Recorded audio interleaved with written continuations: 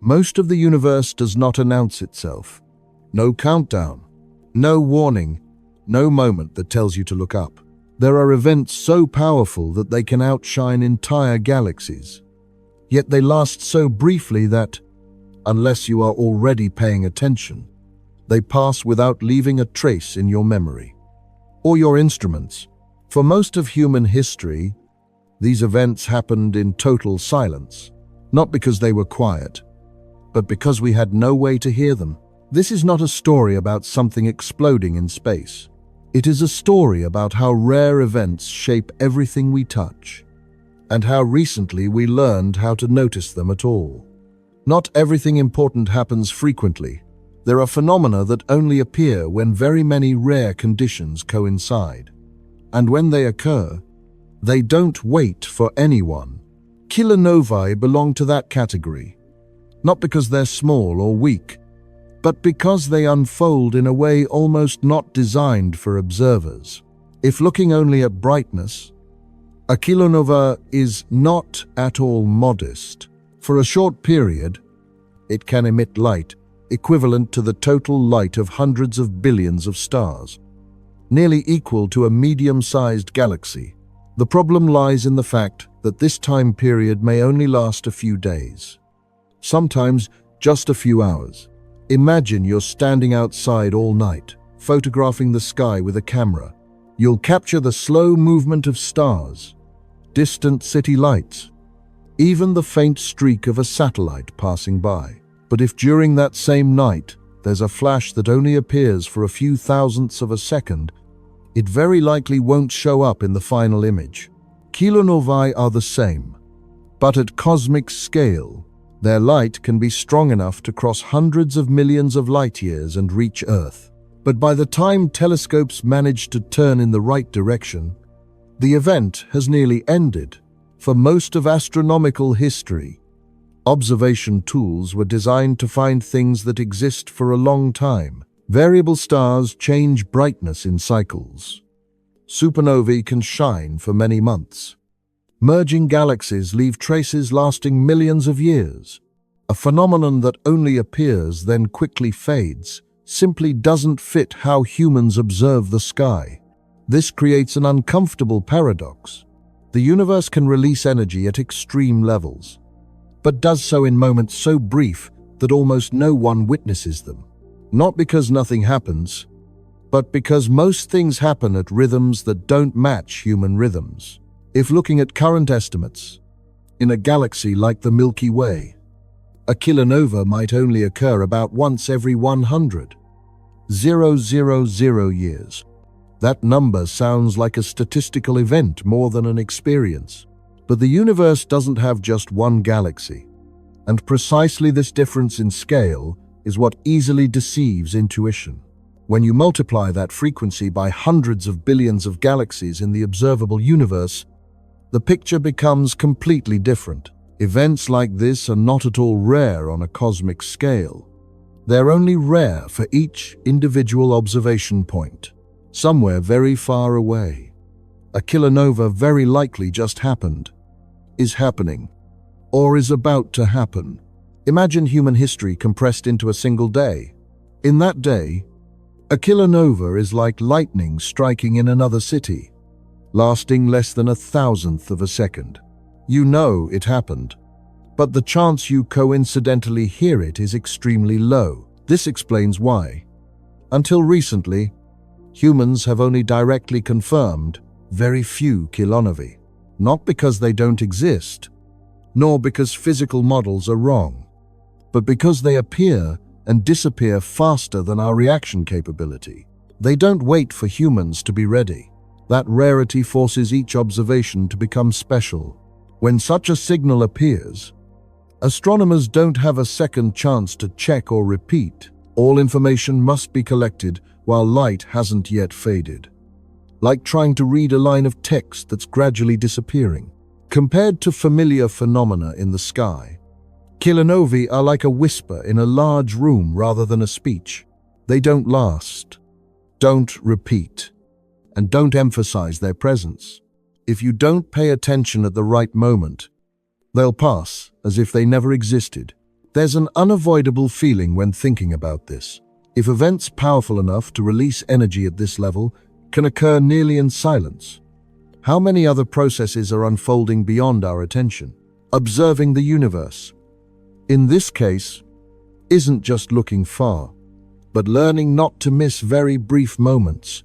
Rarity begins to carry a different meaning when seen this way. A phenomenon that only occurs when very many extreme conditions coincide usually says much about nature's limits. To create a kilonovae, the universe needs objects that don't exist commonly and don't operate by familiar rules. Those objects can exist for billions of years in silence, not emitting brilliant light, not attracting attention, but when they meet, everything changes in an unbelievably short period. And precisely those silent objects are what decides whether a kilonovae will occur or not. If you want to understand why these rare moments matter so much, looking at their fleeting light isn't enough. You need to look at what existed long before that light appeared. Objects special enough to make this whole story possible. A kilonovae can only occur if the universe prepares objects in a state that's nearly impossible to exist. They're heavier than the sun, but compressed into space smaller than most large cities on Earth. Not because the universe likes paradoxes, but because physics permits such a narrow boundary to exist. The typical mass of a neutron star lies between 2 to 2 times the sun's mass. Its radius is only about 10 to 20 kilometers, equivalent to the width of a small city. If you placed the entire sun into a sphere with diameter equal to the distance you'd drive in half an hour, the result would be closer to a neutron star than anything else. These numbers aren't speculation. They come from orbital measurements, rotation speeds, and more recently from gravitational wave signals, where neutron star mass is encoded directly in the signal's shape. This is one of the few cases where the universe itself performs the measurement for us. Neutron stars are born after the death of stars with mass at least 8 times the sun's. When nuclear fuel is exhausted, the stellar core collapses in just a few thousandths of a second. That core, once larger than Earth, is squeezed until smaller than a city, while still retaining nearly all its original mass. Pressure during collapse is so great that atomic structure cannot exist. Electrons are forced into protons, forming neutrons and releasing neutrinos in a particle storm lasting a few seconds. These neutrinos have been detected from supernovae, direct evidence of that matter transformation process. The result is a mass of matter with density around 14 to 15 grams per cubic centimeter. A teaspoon of neutron star matter could weigh billions of tons, equivalent to the total mass of a large mountain range. This isn't metaphor, but the direct consequence of compressing enormous amounts of matter into extremely small space. Gravity on a neutron star's surface is about 200 billion times stronger than Earth's. If you could stand on it, your body would be flattened in just 1,000th of a second. Even light emitted from the surface loses energy when escaping, causing the light spectrum to be noticeably redshifted, an effect measured indirectly through spectroscopic observations. Nevertheless, neutron stars still haven't become black holes. There's a force resisting complete collapse, arising from quantum effects of densely packed neutrons. This is why there's a mass limit, about 2 to 3 times the sun's mass, beyond which neutron stars cannot exist and will collapse into black holes. Many neutron stars rotate extremely fast. Some spin over 700 times per second. So fast, their surfaces move at velocities significant compared to light speed. These numbers aren't inferred indirectly, but measured precisely from the radio pulse rhythm of pulsars. Pulsars were first discovered in 1967, when radio signals so regular they were hard to believe were recorded from space. Initially, that regularity led scientists to even consider the possibility of artificial origin. Later, people realized these were fast-spinning neutron stars. with radiation beams sweeping across Earth like clock hands. The stability of these pulses is important evidence. An object heavier than the Sun, spinning hundreds of times per second, yet maintaining timing accurate to millionths of a second for many years. This indicates neutron star structure must be extremely rigid and tightly bound. Beyond rotation speed, neutron star magnetic fields also lie outside all familiar scales. They can be trillions of times stronger than Earth's magnetic field. At this level, magnetic fields don't just affect metal, but directly influence atomic structure and radiation flow. You can visualize a magnet strong enough to bend light's paths and lock charged particles into strange orbits.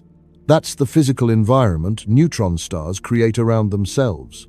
In some extreme cases, magnetic fields are strong enough to cause radiation explosions called starquakes.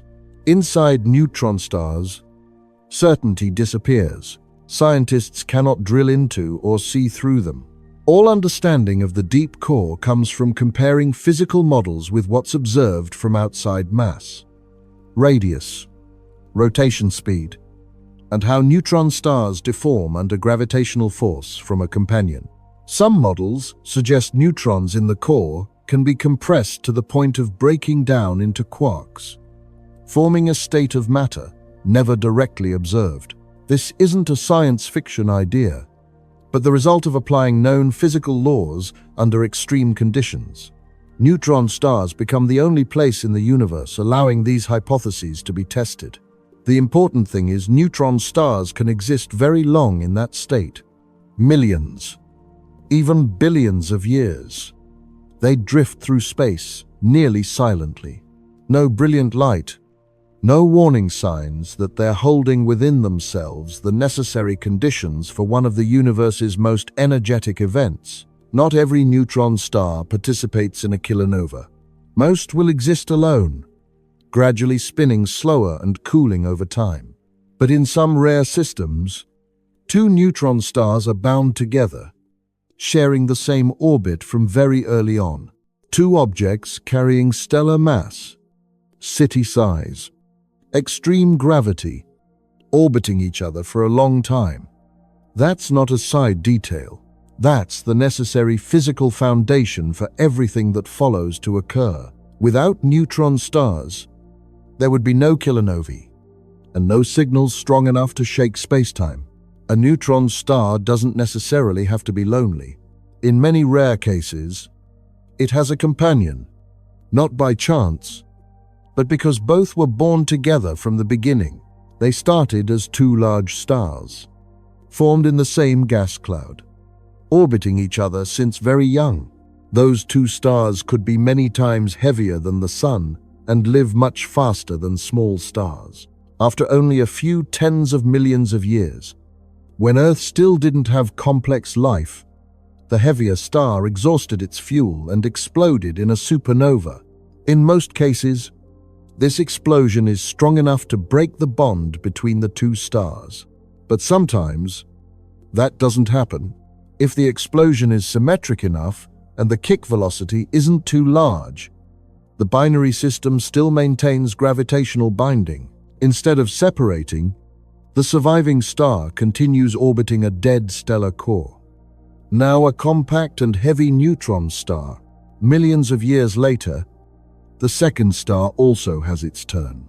It swells, loses stability, and finally collapses in another supernova. Once again, the binary system faces the danger of breaking apart. And once again, in some rare cases, it still holds together. The result is two neutron stars orbiting each other, bound by incredibly strong gravity. There's no brilliant light announcing this system's specialty. From afar, it's just a dim point among billions of other dim points in the sky. Their orbit can last hours or days for each rotation. At that distance, nothing looks like an impending disaster. If you could observe this system for a short time, you'd see steady, repetitive motion, almost boring. What's remarkable lies in time. Binary neutron star systems can exist hundreds of millions to billions of years in this state. When they begin orbiting each other, humans didn't exist. Dinosaurs hadn't appeared, and Earth was still cooling after formation. Throughout that time, they continue rotating, not noticeably faster, not slowing in a recognizable way. Each orbit resembles the previous one, steady enough to create the feeling this system will exist forever. If you compress all human history into a few seconds, the time these two neutron stars orbit each other is like a silence stretching for hours. No climax, no warning signs, no clear reason to think everything will change. Precisely that feeling of stability is what deceives intuition. In the universe, very few things are truly stable in an absolute sense. Even the most repetitive motions can hide a small loss, occurring too slowly to notice in short time, at distances of hundreds of millions of light years. Nothing in light emitted from this binary shows a violent ending is waiting. No star brightens. No gas cloud erupts. Everything looks like a binary star system that's found its balance, rhythm. But that balance isn't free. Two objects heavier than the Sun orbiting each other means they continuously disturb the surrounding space. Though this effect is extremely small in each moment, it doesn't disappear. You can think of a spinning top that seems to spin forever. In the first few minutes, you don't see it slow down, but if you watch long enough, the small loss accumulates. And motion, once considered permanent, begins to change. In binary neutron star systems, this change occurs so slowly that a human lifetime isn't enough to notice. But on the universe's scale, millions of years are just one long breath. What looks like stability is actually silently shifting. There's no moment when this system decides to approach collision. No clear breaking point, only an extended, steady process, where the ending was predetermined from when the two neutron stars began orbiting each other. For a very long time, this truth is completely invisible. No light carries it away. No signal strong enough to reveal it. The binary continues existing as a tiny detail in a distant galaxy, leaving no noteworthy trace. Only when looking deep enough into that motion's nature does one realize this orbit isn't completely closed. Each rotation must pay a very small price, and that price is never returned. When two neutron stars orbit each other, it's not just them moving. Surrounding space is also stretched and compressed with each rotation, like a taut fabric being continuously vibrated gently. That deformation doesn't stand still, but spreads outward. Those ripples carry energy, not as light or heat, but as deformation of space-time itself. They move at light speed, pass through matter almost unobstructed, and leave no direct trace for human observers' eyes. In each orbit, the amount of energy carried away is very small, so small that if you monitor this binary for a few years, even a few thousand years, everything still looks repetitive. The orbit hardly changes in a noticeable way. You can think of a bank account being deducted a few dollars each day. Over a week or month, that number isn't noteworthy. But if that deduction occurs steadily, with no day being refunded, the result, after many years, will no longer be small. With binary neutron star systems, each orbit must pay an energy price. No orbit is free, and because there's no mechanism refunding lost energy, the orbit can only change in one direction. This process isn't a new idea. It was predicted from the early 20th century, when relativity equations showed that accelerating moving masses would make space-time ripple. But for many decades, no one had direct observational evidence this actually happened. The turning point came from a binary pulsar system discovered in the 1970 seconds. In this system, one neutron star emits regular radio pulses like a clock. allowing orbital measurements with accuracy to millionths of a second. This binary became a natural laboratory spanning decades. Over time, astronomers noticed this binary pulsar's orbital period was decreasing, not randomly, not oscillating up and down, but decreasing steadily at a very specific rate. That number matched almost perfectly with predictions about energy lost to gravitational waves. The change level sounds modest. The orbital period shortens by only a few thousandths of a second per year. But what matters isn't the number in 1 year, but the unchanging trend over many decades. If you look at data spanning decades, the curve leaves little room for doubt. The orbit is shrinking. No other factor explains that change as consistently as gravitational waves. This was the first time humans had evidence that space-time could actually carry energy away. No need to see those waves. Just measure the consequence of energy loss. This happened long before any gravitational wave detector was built. In typical binary neutron star systems, distance between two objects can decrease a few meters per year. This number is too small to impress if you think in terms of the hundreds of thousands of kilometers scale of orbits. But when that process extends millions of years, the taken distance is no longer a small detail. You can visualize a wheel wearing away extremely thin layers. Each rotation, you don't notice the difference, but after millions of rotations, the wheel's shape has completely changed. Though no moment is called severely worn, gravitational waves don't create a strong jerk. They don't suddenly accelerate the process. They only do one thing: withdraw energy from the system, steadily and without negotiation. What's remarkable is this process doesn't depend on surrounding environment.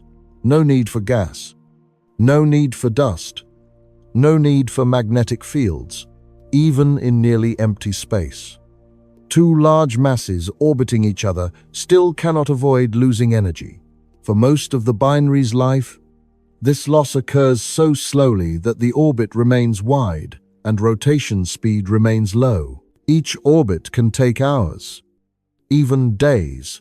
There's no sign showing a violent ending is waiting ahead. If you observe this system briefly, you'll see steady motion, almost relaxed. Nothing in light emitted from it shows a disaster being prepared. The danger, if any, lies completely outside view. But the orbit doesn't stand still. As distance between two neutron stars decreases, even slightly, rotation speed begins increasing. And as speed increases, the amount of energy lost in each orbit also increases. This is the point making this process special. The loss not only accumulates over time, but also self-accelerates as the orbit contracts. No external push. Only space-time geometry does the remaining work itself. You can think of a very long, very gentle slope. At the beginning, you barely feel the incline, but after going far enough, that same incline begins pulling you faster, though no section suddenly steepens. In binary neutron star systems, there's no decisive moment, no point where the system switches to dangerous. Only a continuous progression, where each rotation brings two objects slightly closer together. This makes the ending unavoidable. Once the binary has existed long enough to start losing energy this way, there's no return path, no new equilibrium state, no permanently stable orbit. For hundreds of millions of years, this change occurs so slowly no one notices. But when distance is small enough, the rate of change begins exceeding intuition. What once took millions of years now begins noticeably shortening. When distance between two neutron stars is small enough, the orbit no longer changes at the rhythm of millions of years. What once occurred slowly begins shortening in timescales humans can visualize.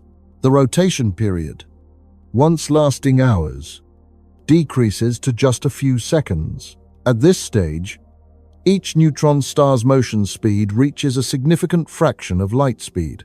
Not metaphorically, but in physically measurable terms, two masses heavier than the Sun, each only a few dozen kilometers wide, are orbiting each other so fast that surrounding space-time doesn't have time to relax back between rotations.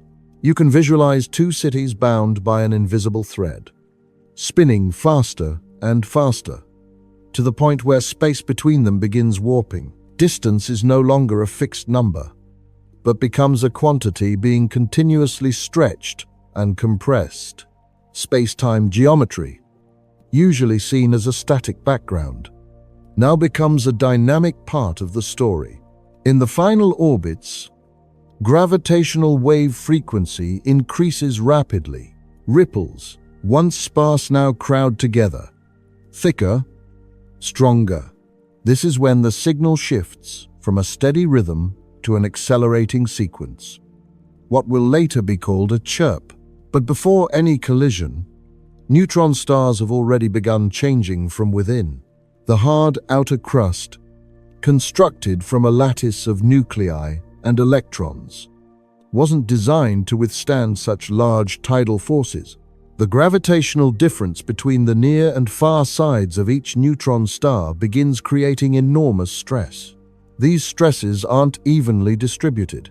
They concentrate in certain regions, causing the crust to crack. Not cracks you can see, but nuclear structure breaking at microscopic scale.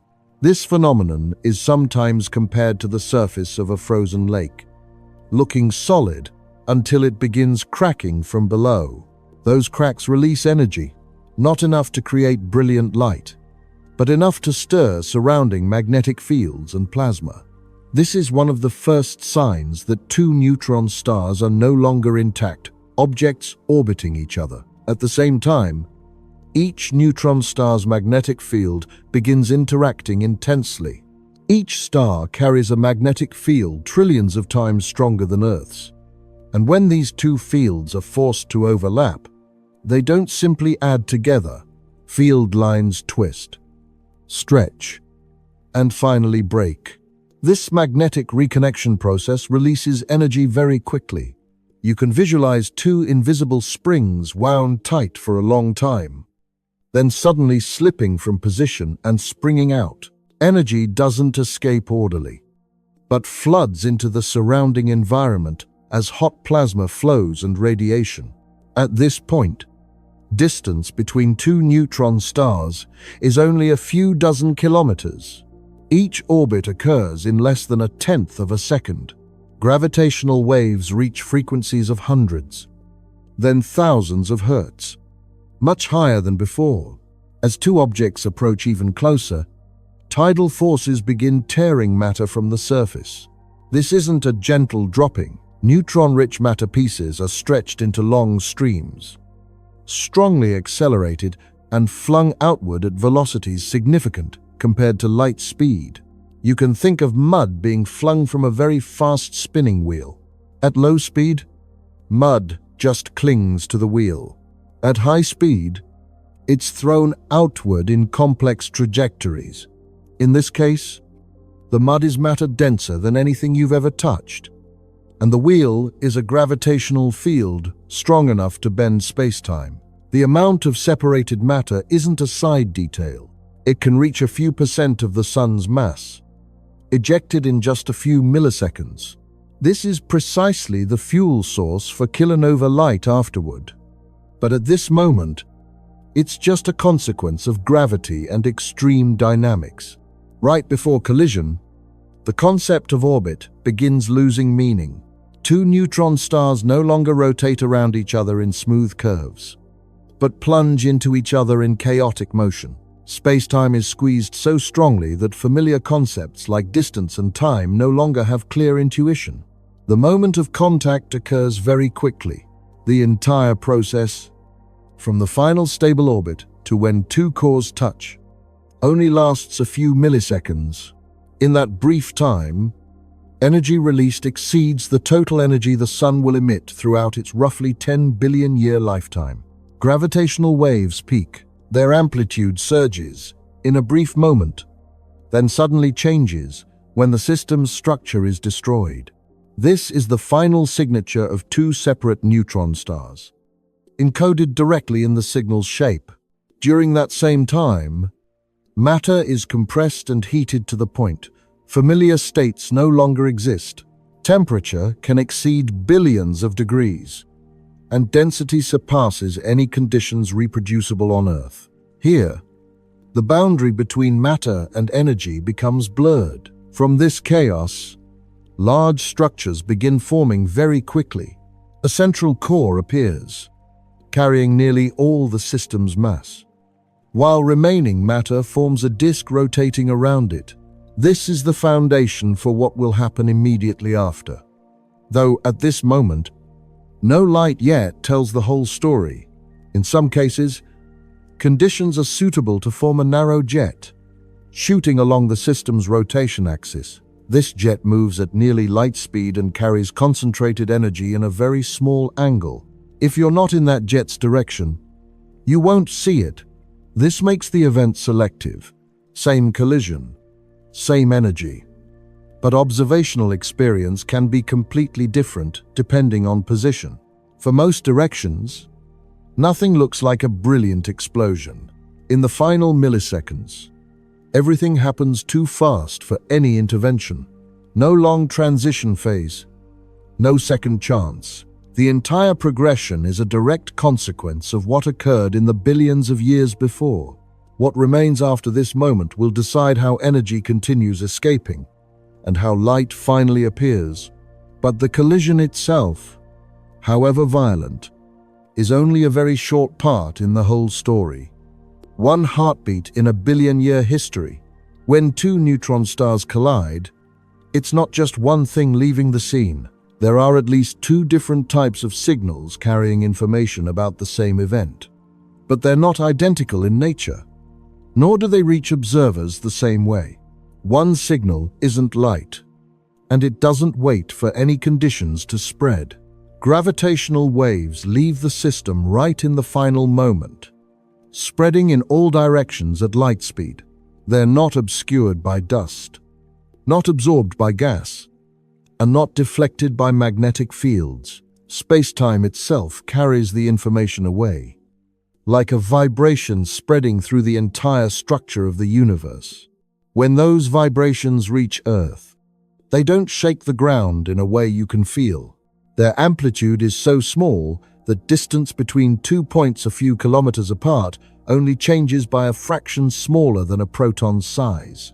Nothing in daily experience prepares intuition for this level of subtlety. To measure such small change, humans must build tools operating near physics limits. Laser interferometers with arms several kilometers long are used to compare extremely small changes in distance, converting a fleeting space-time vibration into an analyzable signal. This signal isn't a random boom. It carries clear structure, with frequency and amplitude changing over time. Its shape is like a signature, where the mass of two neutron stars, rotation speed, and distance to Earth are all encoded.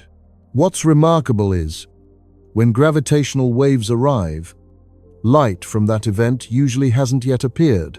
Ejected matter needs time to expand, cool, and begin emitting in wavelengths telescopes can receive. In many cases, hours, even days must pass before light reaches maximum brightness. This creates an intuition reversal. Instead of seeing an event, then inferring what happened, humans can hear it first. An invisible signal arrives earlier, announcing that somewhere in the universe, a collision just occurred. The first time this happened with a kilonova, it didn't just confirm a prediction, it changed how astronomy operates.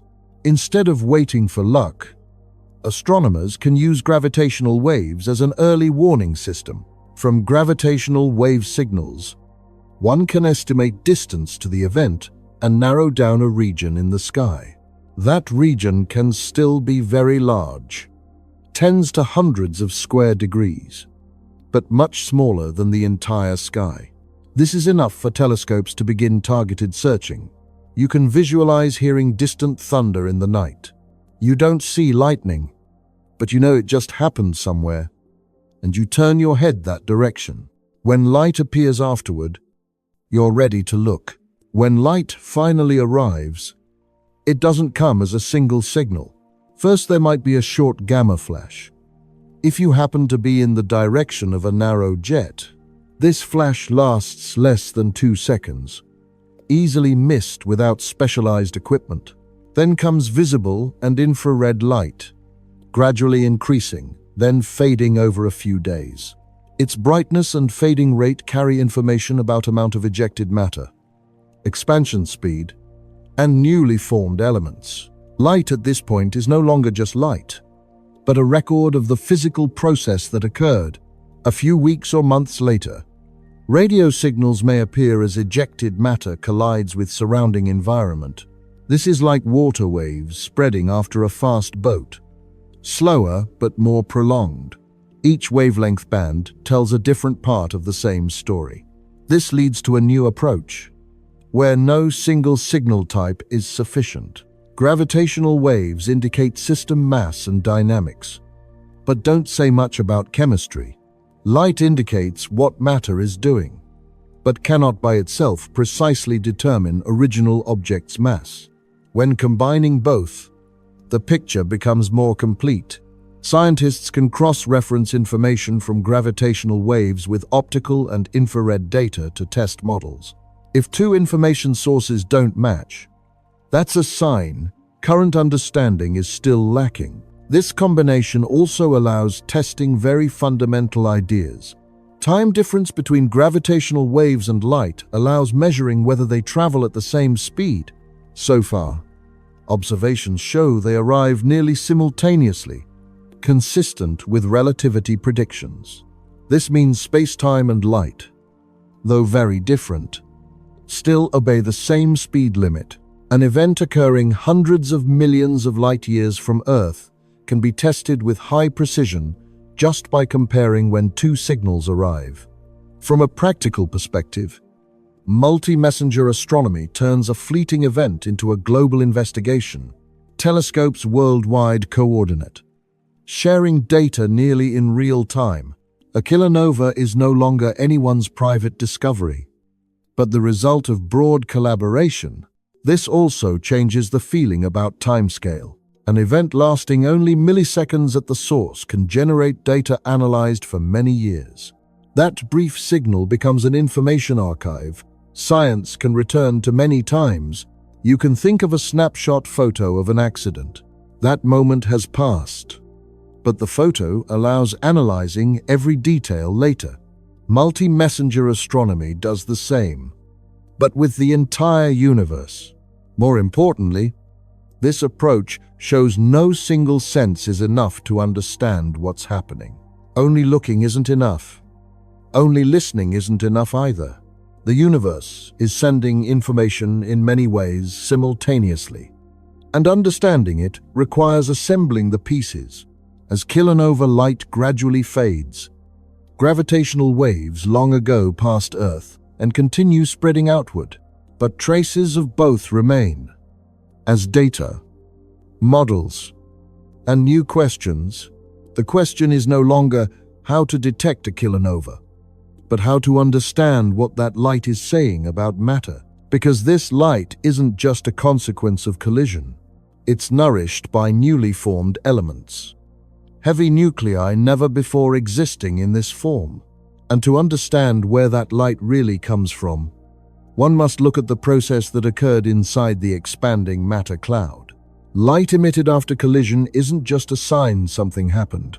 It's a direct consequence of matter changing from within. As neutron-rich fragments ejected begin expanding and cooling, during that process, energy doesn't disappear, but converts into light, carrying information about what's being created. In ordinary stars, matter is built step by step. Hydrogen fuses into helium, then gradually into carbon, oxygen, and a chain of elements lighter than iron. But at iron, that process stops, because creating heavier elements no longer generates energy, but requires consuming energy. This makes normal stars very good factories within a certain limit, but powerless when going further. You can visualize a production line operating efficiently to a certain stage, then suddenly becoming unprofitable if trying to continue. In the universe, that boundary lies at iron. Kilonovae cross this boundary by a different path. Instead of relying on high temperature and long time, they rely on extremely large neutron density in a very short period. Nuclei don't need to wait to stabilize. They're bombarded by neutrons so fast they don't have time to decay. This process is called rapid neutron capture, or Rarest process. In a few seconds, nuclei continuously capture neutrons, becoming heavier and more unstable. After the neutron storm ends, they decay into more stable elements, lying in the heavy part of the periodic table. Models and observations show a kilonova can create heavy element amounts equivalent to many Earth masses, not just a little gold or uranium, but a large mixture of elements from silver, gold, platinum to heavy radioactive nuclei. This number is large enough to change the chemical composition of an entire region in the galaxy. These numbers don't come from imagination. They're inferred from kilonova light's brightness, color, and fading rate. Especially in the infrared band, heavy elements have complex electron structures, causing light to be absorbed and emitted in very characteristic ways. You can think of a hot piece of metal glowing red. As it cools, color changes according to temperature and matter composition. Kilonovae are the same, but at cosmic scale and with elements never before existing in stable form. What's remarkable is this process occurs almost instantly. While stars must take millions of years to build lighter elements, kilonovae create heavy elements in just seconds, a factory operating in a moment. But its products exist for billions of years. If you wear a gold ring, very likely the atoms in it were created this way, not in a peaceful star, but in a violent collision between two neutron stars. Familiar matter in your hand carries traces of an extreme moment that occurred very far away and long ago. This was once an open question in astrophysics. For many decades, scientists debated the origin of heavy elements. Supernovae were once seen as the main candidate, but models increasingly showed they struggled to create enough neutrons under suitable conditions. Kilonovae provide a more convincing solution. Dense neutron conditions, rapid expansion speed, and large amount of ejected matter make them the ideal environment for our process. Not the only source, but the most efficient source humans know. Kilonova light carries traces of this process. When you observe the light spectrum and see features matching heavy elements, you're not just looking at an explosion, but reading a chemical record. Light becomes evidence that new matter has been created. After formation, these elements don't stand still. They continue flying outward, mixing with gas and dust between stars. Over millions of years, they become part of new clouds, where other stars and planets will form. Earth is no exception. Heavy elements in this planet's core and crust were once part of matter-enriched clouds by rare events in the past. When you hold a rock, you're touching the final product of a chain of events spanning billions of years. You can visualize a kilonova as a factory placed very far away, operating very briefly, but distributing its products everywhere. No labels, no clear identifying marks. Only the silent presence of heavy matter in later worlds. This reverses intuition about durability. The most durable and heaviest things in our world come from the universe's most unstable moments. The long-term stability of planets, tools, and technology is built on the universe's rare disasters. Not every kilonova creates the same amount of elements. Amount of matter ejected depends on neutron star mass, collision angle, and post-collision system structure. This makes each event a unique case, impossible to fully replicate. Precisely because of this, each observed kilonova not only confirms our process exists, but also helps refine models about how matter is distributed. Each time light is analyzed, understanding of matter's deep origin becomes slightly clearer. As light gradually fades and other signals also cease, heavy elements continue existing and moving. They don't carry memories of the moment that created them, but they shape everything touched afterward. And right here, the story begins turning another direction. After matter is created and ejected, what remains at collision center doesn't disappear. It continues existing in a new form, with consequences lasting much longer than faded light. After the collision moment, light gradually fades, and the strongest signals have moved far away. But the mass of two neutron stars doesn't disappear.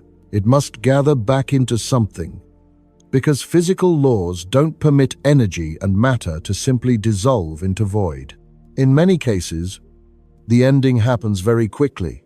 If the total mass of two neutron stars exceeds the limit neutron matter can support, the central core will collapse into a black hole in just a few milliseconds to seconds. This process needs no additional impact. It's a direct consequence of losing the fragile balance that existed before. But collapse doesn't always occur immediately. In some collisions, the central core can temporarily exist as a supermassive neutron star, held up not by matter structure, but by extremely fast rotation speed. This rotation creates centrifugal force large enough to delay collapse. You can visualize a spinning top, spinning very fast. When speed is high enough, it stands unbelievably firm. But just slow down a bit, that stability disappears, and the top falls without warning. Such supermassive neutron stars can exist from a few milliseconds to a few hours. In that brief time, their magnetic fields can become even more extreme, and matter flows. Radiation continue being ejected. This is an intermediate stage, where the system still operates strongly though. Main light has begun fading. Eventually, in most cases, collapse still occurs. When rotation speed decreases or matter continues falling into the core, no mechanism can hold the structure. A black hole forms, carrying nearly all the system's original mass. Around the newborn black hole, a hot matter disk still exists. This disk can extend tens to hundreds of kilometers, rotating at very high speed and continuing to release energy.